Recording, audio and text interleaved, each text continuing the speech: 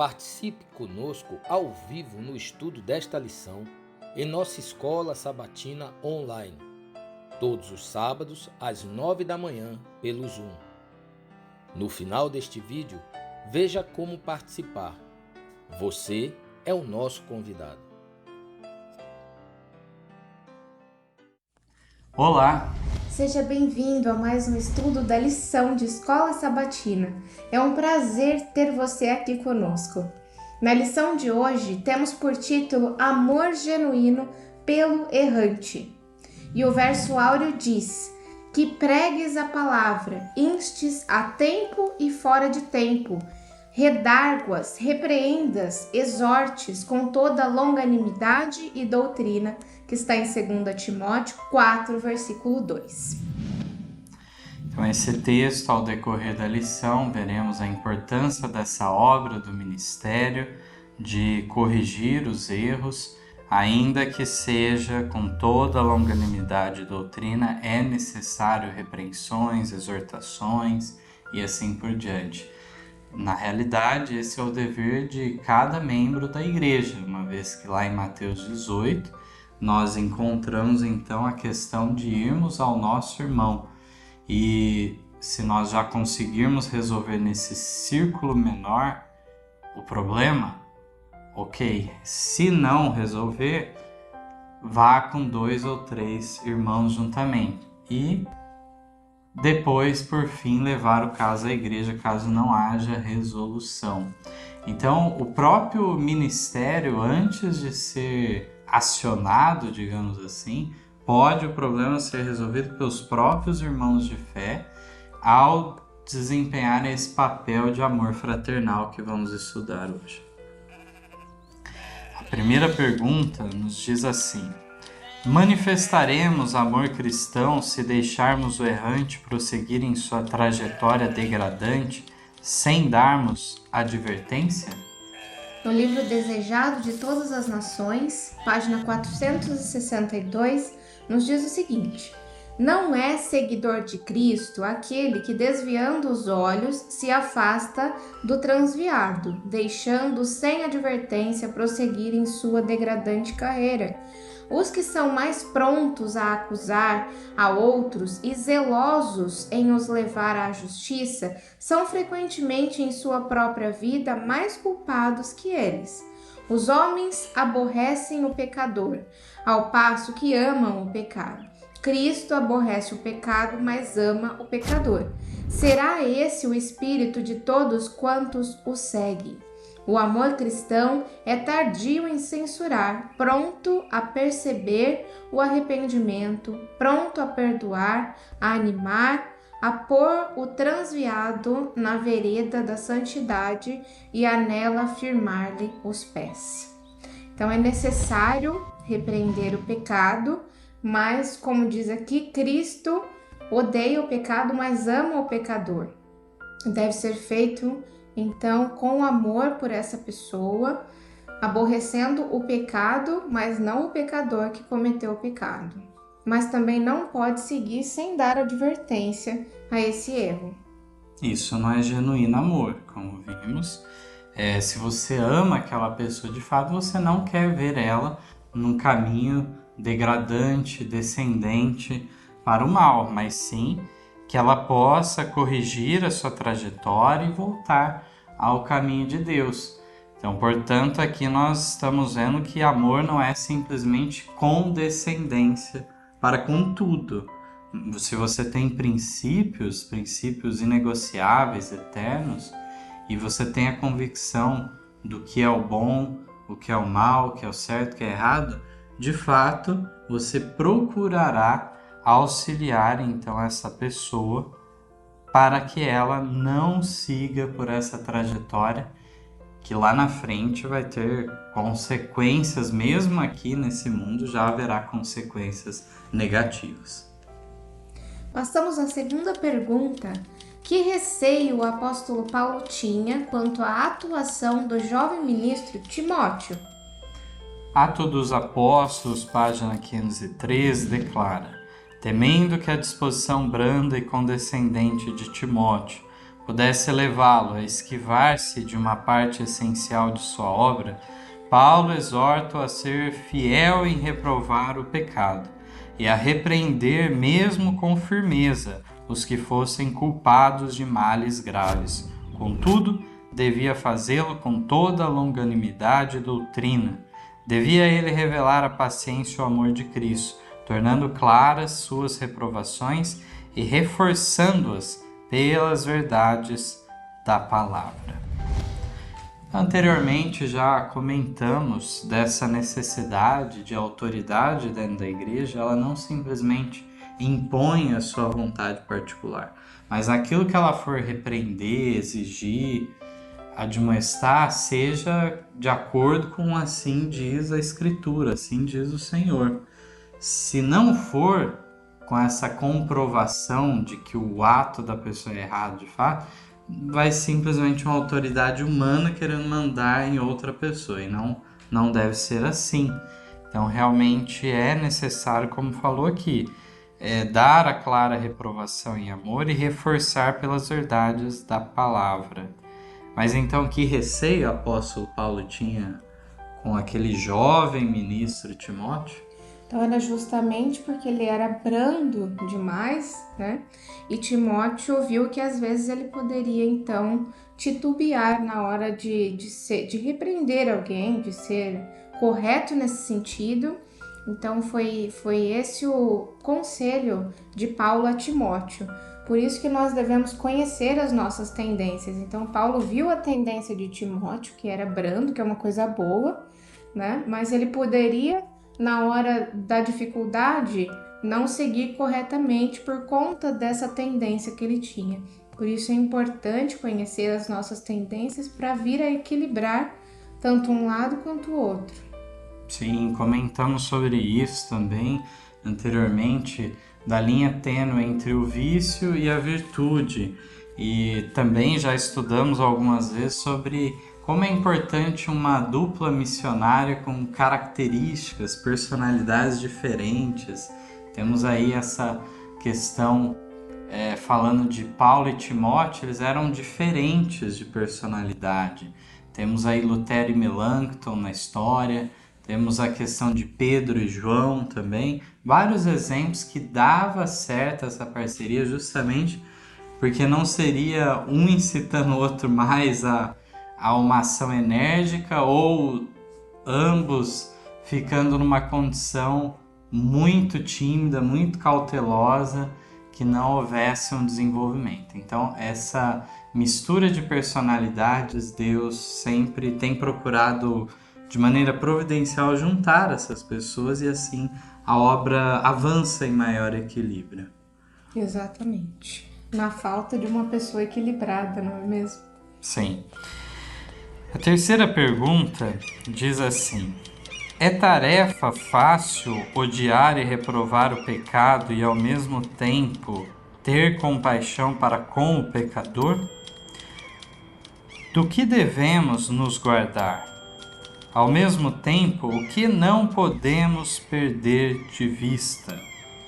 Provérbios 15, versículo 1 a 2 diz: a resposta branda desvia o furor, mas a palavra dura suscita a ira. A língua dos sábios adorna a sabedoria, mas a boca dos tolos derrama a estultícia. Então, como já comentamos, tudo depende do modo que vai ser tratado. Você pode, de uma coisa simples, se tratar com a palavra errada, causar grande dano, ou pode ser alguma coisa bem complexa, mas se você tratar com a maneira certa, com a brandura, como diz aqui no texto, você pode acalmar o problema. No Atos dos Apóstolos, na página 503, diz: odiar e reprovar o pecado e ao mesmo tempo mostrar piedade e comiseração pelo pecador é uma difícil tarefa. Quanto mais ardentes os nossos próprios esforços para manter a santidade do coração e da vida, tanto mais aguda nossa percepção do pecado e mais decidida nossa desaprovação de qualquer desvio do direito. Precisamos guardar-nos contra a indevida severidade no trato com os que erram, mas precisamos também ser cuidadosos para não perder de vista a excessiva malignidade do pecado. Há necessidade de mostrar-se paciência e amor semelhantes aos de Cristo pelo que erra, mas há também o perigo de se mostrar tão grande tolerância pelo seu erro que ele se considerará não merecedor de reprovação e a rejeitará como inoportuna e injusta. Que trabalho difícil, então, é repreender, mas com amor, é não deixar o mal passar, mas também não ser severo demais. É então estar sempre no equilíbrio que Jesus deseja de nós. É muito difícil, né? É tarefa muito difícil. Então fala aqui que muitas vezes, ao ser amáveis com o pecador, nós vamos ir para um lado que vai fazer com que ele se sinta que ele não é merecedor de reprovação, né? Então devemos nos cuidar disso também e do oposto, claramente, em ser muito severos com o pecador. Então, realmente, aqui não esconde o fato que é uma difícil tarefa. Fala também daqueles que estão procurando a santidade, coração de vida, daqueles que estão com uma aguda percepção do pecado.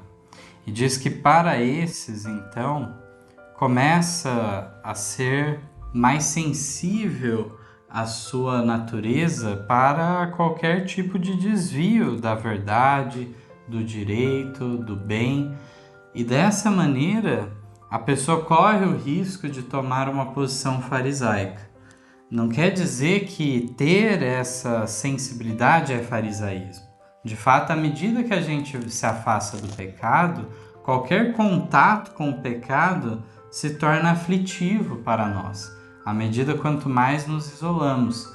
E o próprio caso de Cristo, para vermos que isso não é um erro, Cristo também tinha em sua natureza espiritual grande aflição de ver o pecado, pecadores no mundo. Aquilo incomodava a natureza santa que havia nele.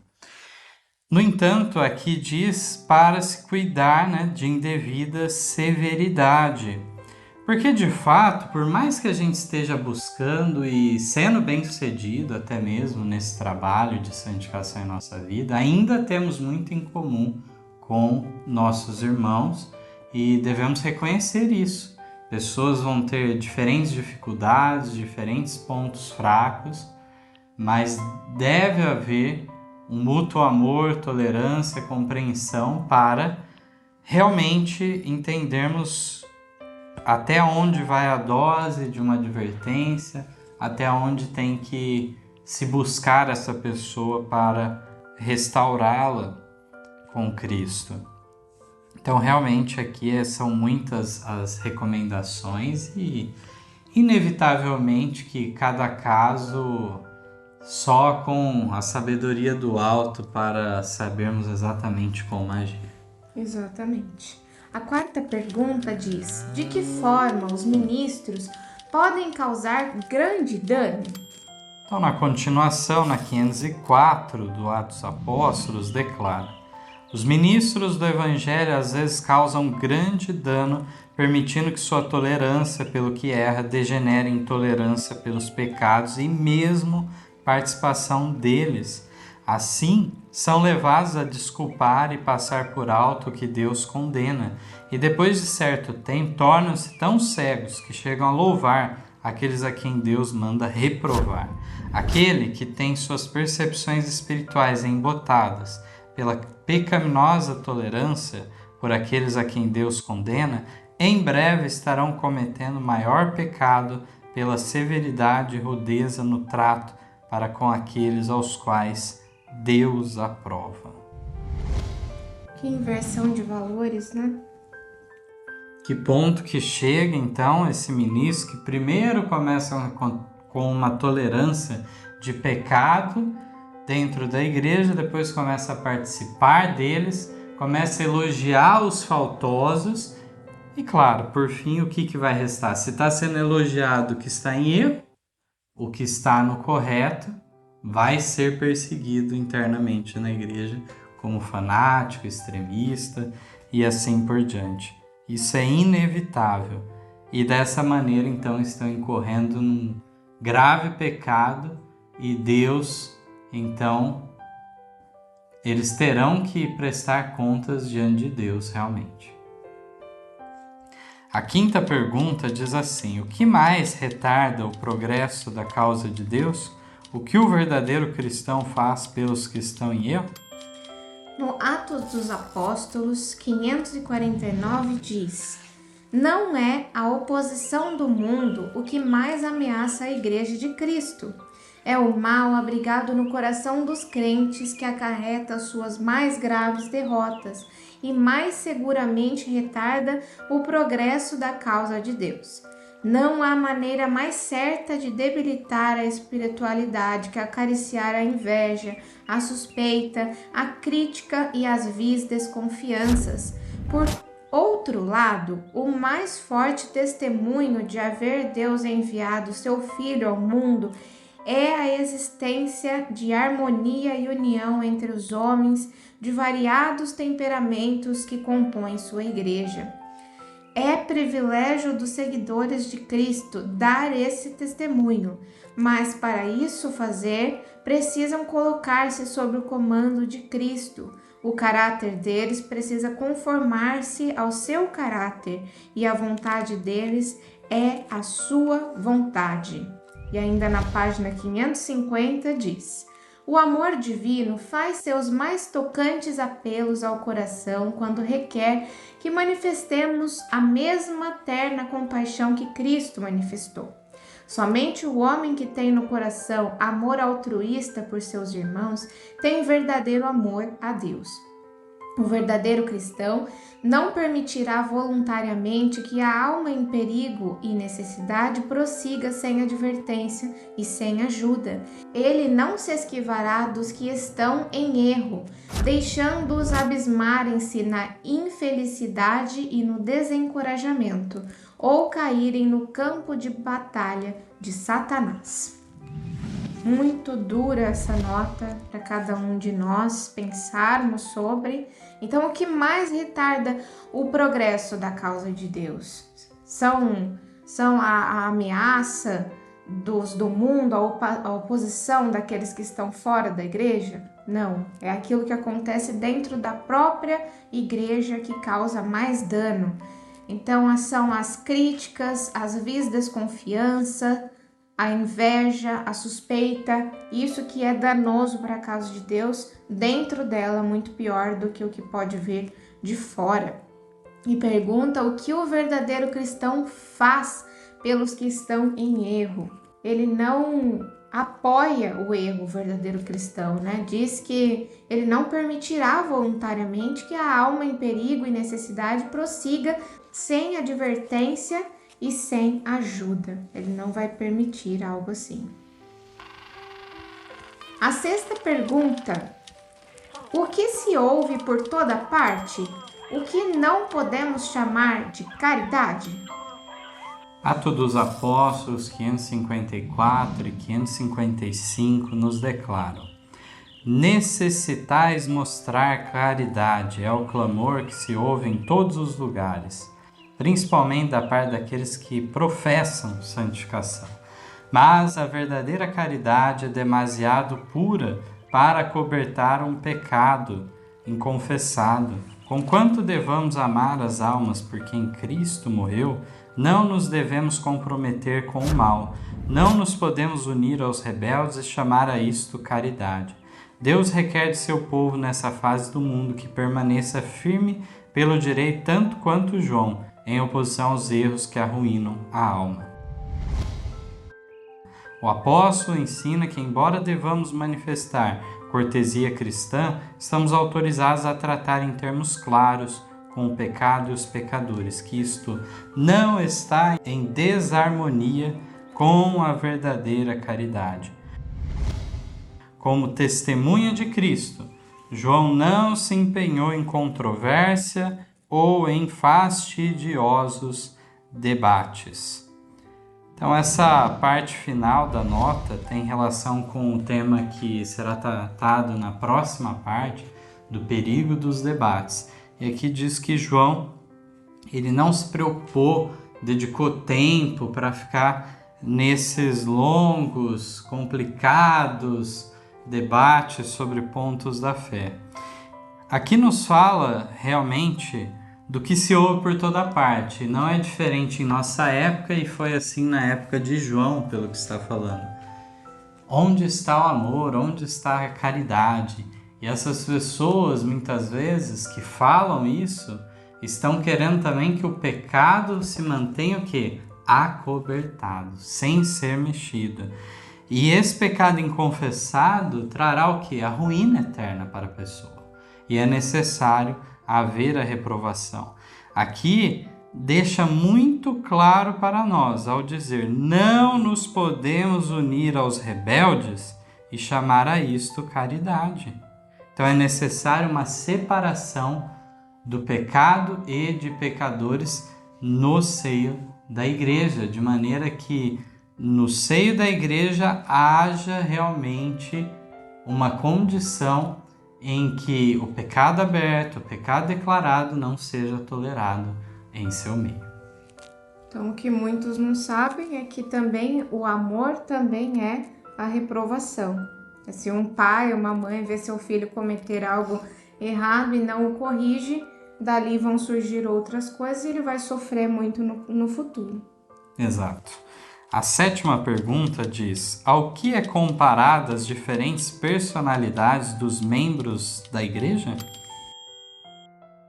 O livro Evangelismo, página 99, diz: há cristãos professos que julgam ser seu dever fazer com que todos os outros sejam semelhantes a eles. Este plano é humano, não é o plano de Deus. Na Igreja de Deus há lugar para características tão variadas como as flores do jardim.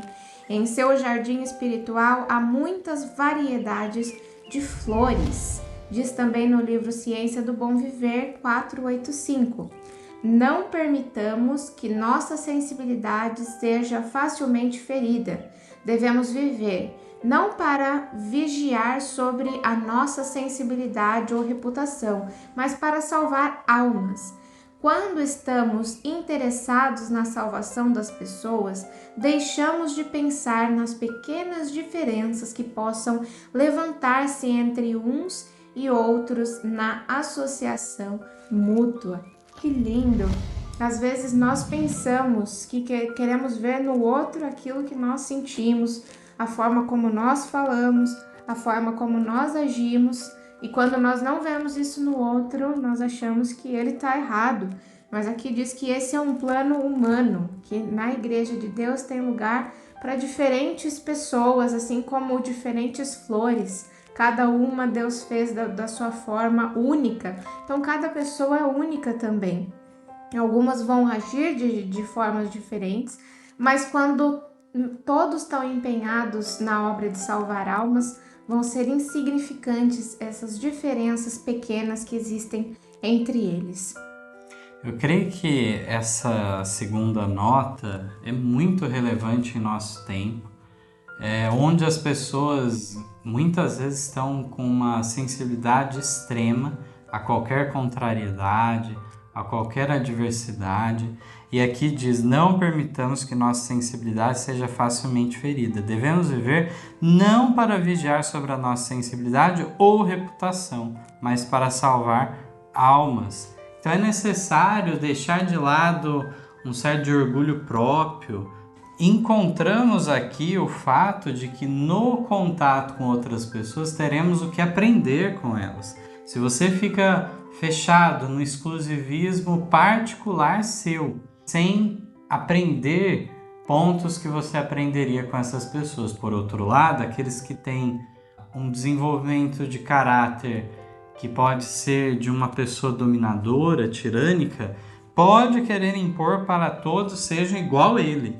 E isso também, mais uma vez, A obra de Deus torna o molde humano e não deve ser assim. Ninguém deve controlar a obra de Deus. A 8ª pergunta diz: o que o Senhor deseja que seus servos aprendam e no que não devemos insistir? Agora nós temos Testemunhos para a Igreja, volume 9, páginas 145 e 147. O Senhor deseja que seus escolhidos servos aprendam a se unir num esforço harmônico. Talvez pareça a alguns que o contraste entre seus dons e os de seus co-obreiros é demasiado grande para permitir que se unam em esforço assim harmônico. Mas ao lembrarem que há variedade de espíritos a serem atingidos e que alguns rejeitarão a verdade apresentada por um obreiro, abrindo o coração à verdade de Deus em função do modo diferente de outro, eles hão de esforçar-se esperançosamente por trabalhar juntos em união. Seus talentos, conquanto diversos, podem se achar todos sob a direção do mesmo Espírito. Em toda palavra e ação manifestar-se-ão bondade e amor, e ao ocupar cada obreiro fielmente o lugar que lhe é designado, a oração de Cristo em favor da unidade de seus seguidores será atendida, e o mundo conhecerá que são seus discípulos. Muitas vezes, ao procurar apresentar a verdade, despertamos a oposição, mas, se tentarmos enfrentá-la com argumentos, haveremos unicamente de multiplicá-la, o que não deve acontecer. Temos que nos apegar à afirmativa.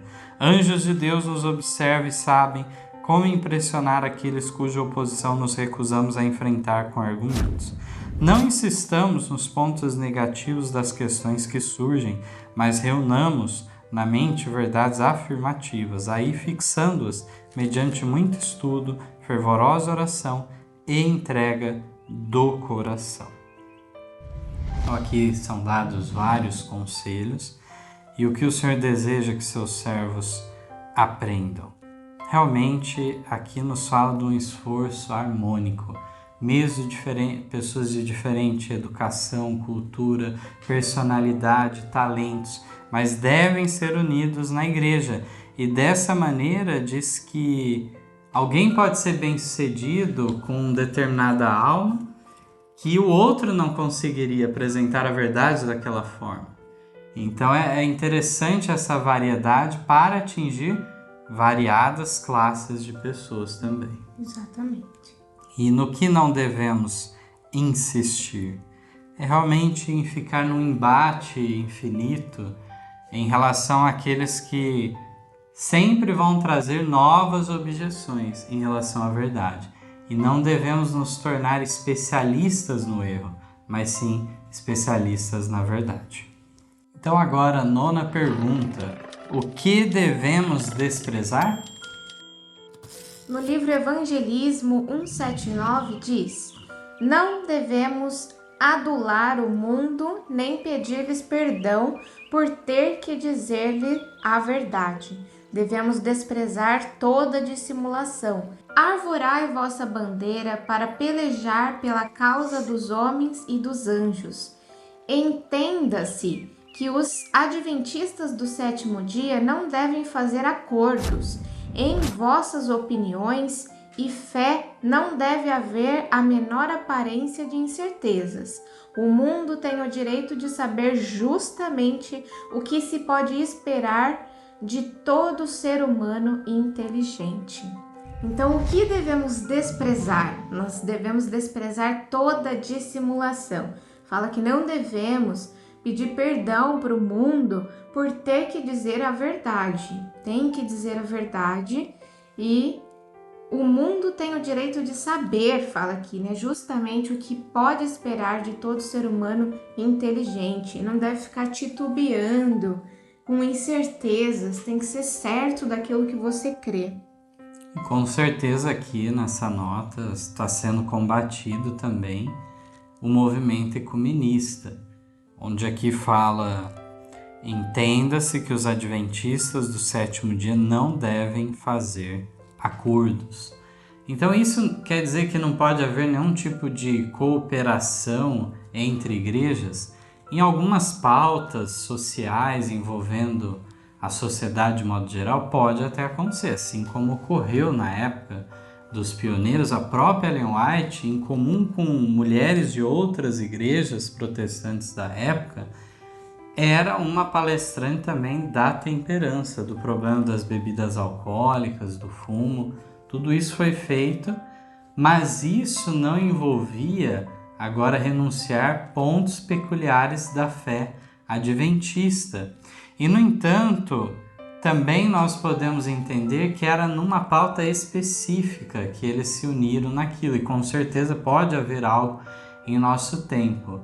O problema é quando isso quer ser tornado em algo, digamos assim, mais oficialmente, derrubar as barreiras entre as igrejas e como fosse tanto faz eu estar em uma ou outra, e não é assim as coisas. Então não adianta nós apresentarmos ao mundo uma visão que não é a nossa. Não adianta criar fingimento e assim por diante. É isso que a nota vem falando para nós claramente. E o problema dessa aproximação é realmente deixar as doutrinas distintas das demais igrejas. E essas doutrinas distintas muitas vezes são as que mais têm que ser destacadas em nosso tempo, porque fazem parte da última verdade presente, verdade dos últimos dias. A 10ª pergunta: devemos valorizar a unidade na diversidade? A perfeição da igreja depende de todos serem enquadrados no mesmo molde? Bom, temos comentado sobre esses assuntos e aqui as duas notas que temos vão fechar com chave de ouro esse assunto maravilhoso. O primeiro é do Comentário Bíblico, volume 5, página 1148, e o outro do Comentário Bíblico, volume 6, página 1090. Dizem assim: a que tipo de unidade se referem essas palavras de João 17:21? Unidade na diversidade. Nossas mentes não seguem todas o mesmo curso, assim como nem todos recebemos a mesma obra. Deus deu a cada pessoa sua obra, de acordo com sua capacidade diversificada. Há diferentes tipos de obra a serem feitas e são necessários obreiros com diferentes dons. Se nosso coração for humilde, se aprendemos na escola de Cristo a ser mansos e humildes, podemos todos avançar juntos no caminho estreito demarcado para nós. A vinha tem muitos ramos, mas embora todos os ramos sejam diferentes, não conflitam entre si. Na diversidade há unidade. Todos os ramos obtêm o seu nutrimento de uma só fonte. Isto é uma ilustração da união que deve existir entre os seguidores de Cristo em suas diferentes linhas de trabalho. Todos têm apenas uma cabeça. O mesmo Espírito, em diferentes maneiras, atua por meio deles. Existe ação harmônica, embora os dons difiram. Estudem esse capítulo de 1 Coríntios 12. Nele vocês verão que a pessoa que está verdadeiramente unida com Cristo não agirá como se fosse em si mesmo um todo completo. A perfeição da igreja não depende de todos os membros estarem enquadrados no mesmo molde. Deus chama cada um a tomar seu lugar, a cumprir o propósito a seu respeito, a fazer a obra que lhe é designada segundo a sua capacidade que lhe foi dada. Uma exortação maravilhosa da unidade na diversidade de dons, de talentos, de métodos. Todos eles, claro, têm que estar de acordo com a vontade de Deus. Mas é importante entendermos que não há um molde só e todo mundo ser colocado numa forma para receber aquele molde e nada mais ser tolerado. Não é assim que fala que deve ser. 1 Coríntios 12 nos fala de um corpo realmente, sendo Cristo a cabeça. É o centro de tudo, deve ser Cristo e os demais membros auxiliando nessa obra. E encontramos aqui também essa questão de se nosso coração for humilde, se aprendemos na escola de Cristo, podemos todos juntamente avançar no caminho reto e estreito.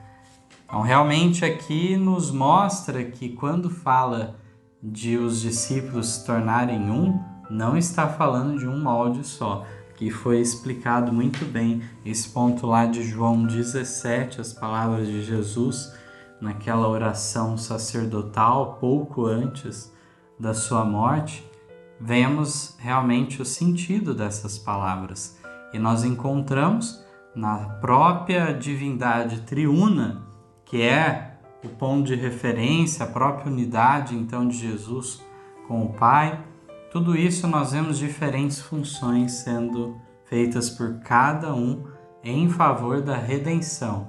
Isso cada um fazendo um trabalho diferente na criação e também na redenção do ser humano. Então é unidade na diversidade. O que vem a ser isso? É unidade na fé, naquilo que é a palavra de Deus, naquilo que é imutável, que precisa de unidade. E a diversidade na forma de agir, na forma de pensar, de se expressar, de falar, né? Então fala aqui que é necessário capacidade diversificada.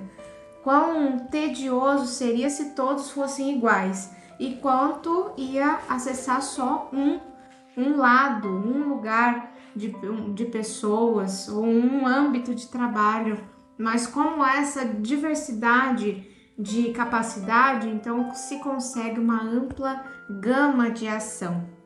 Então cada um em sua área, cada um da sua forma, assim como Deus fez a natureza tão diversificada, as pessoas também são únicas, diversificadas, e elas têm que usar os seus talentos e empregá-los na causa de Deus. Então, agradecemos pela companhia até aqui neste estudo.